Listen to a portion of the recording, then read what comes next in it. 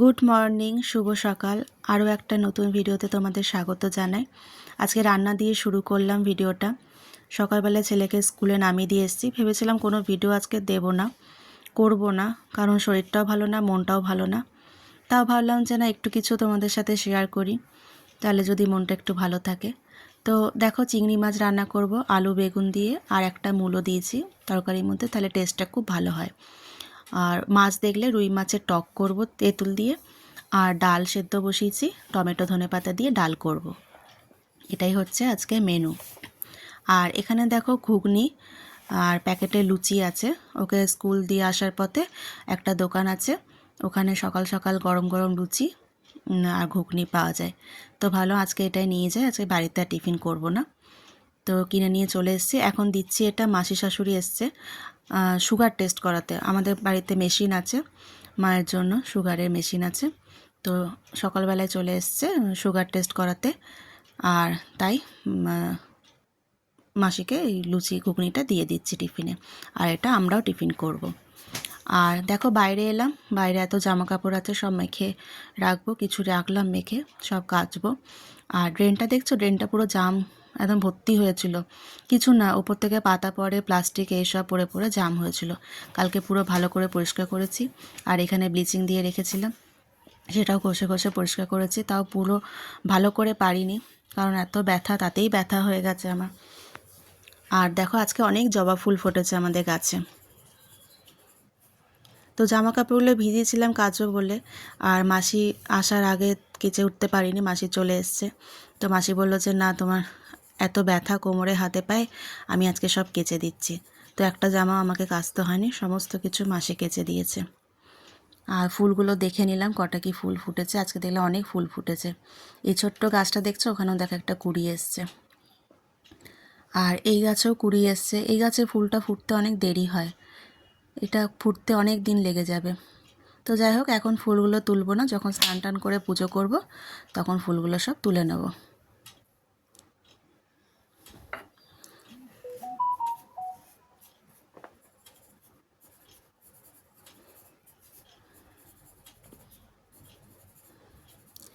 তারপর দেখো, রান্নাগুলো সব হয়ে গেছে, একবার দেখিয়ে দিই। ডালটা ওখানে দেখিয়ে দিলাম, আর এই যে বেগুন আলু চিংড়ি মাছ দিয়ে তরকারি, আর এই হচ্ছে মাছের টক। 3 পিস ছিল, 1 পিসও বাবা খেয়ে চলে গেছে, আর 2 পিস আছে।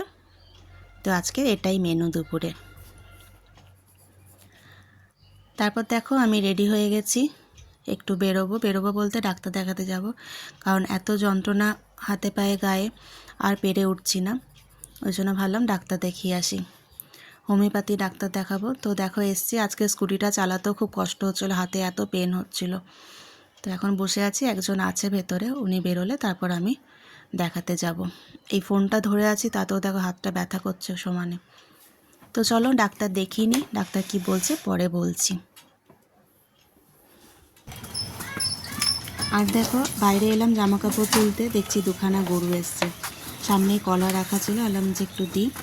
একটা কলা দিয়েছি, দুজন মিলে মারপিট করছে কে খাবে। কালো গরুকে খাওয়ানো খুব ভালো।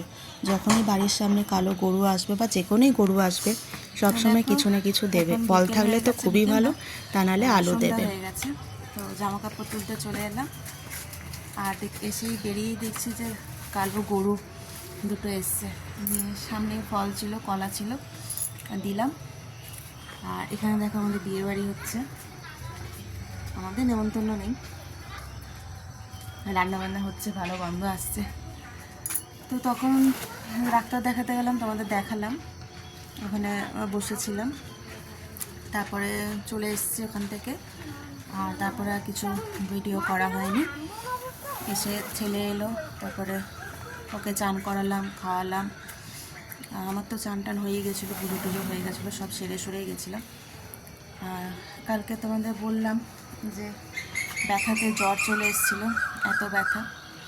তো সেই জন্যই আজকে এলাম যে না, আজকে ডাক্তারটা দেখিয়েই আসি, কারণ কিছু না করি নিজেরটা তো ধরো করতেই হবে, আমার আর ছেলেরটা তো করতেই হবে, আর কারো করি না করি। তাই ছেলের মুখের দিকে তাকিয়ে না ভাবলাম যে না, ডাক্তারটা দেখিয়েই নিই, কারণ কতদিন ব্যথায় কষ্ট পাবো। কষ্টটা তো আমি পাচ্ছি, কষ্টটা আর কেউ পাচ্ছে না। আমার কষ্ট আমাকেই ভোগ করতে হবে। আমার কষ্টটা তো আর কেউ নিয়ে নিতে পারবে না, আর কেউ বুঝতেও পারবে না আমার কষ্টটা। সব থেকে বড় কথা এটাই, মানুষ বুঝলেও ভাল লাগে যে না কষ্ট হচ্ছে, অসুবিধা হচ্ছে, কিন্তু কেউ বোঝার নেই। একমাত্র নিজের মা বাবা ছাড়া কেউ বুঝবে না কষ্টটা। তাই ভাবি মেয়েদের জীবনটা কি সত্যিই কষ্টের? সত্যিই হয়তো কষ্টের। সব মেয়েরা হয়তো, বলবো না সব মেয়েরা ভালোই আছে, অনেকেই ভালো থাকে, বিয়ের পর অনেকেই ভালো থাকে, কিন্তু অনেকের জীবনে এত কষ্ট থাকে জানতাম না। যাই হোক, চলো, অন্ধকার হয়েই এসছে। পার্সোনাল কথা আর কত তোমাদের বলবো, বেশি বলাও ঠিক না। আজকে চাদরটা ভিজেছিলাম, মাসি সব কেচে দিয়েছে আজকে। আমার বললো যে না তোমার ব্যথা, কষ্ট পাচ্ছ, রোজই তো করো, আজকে আমি কেচে দিচ্ছি।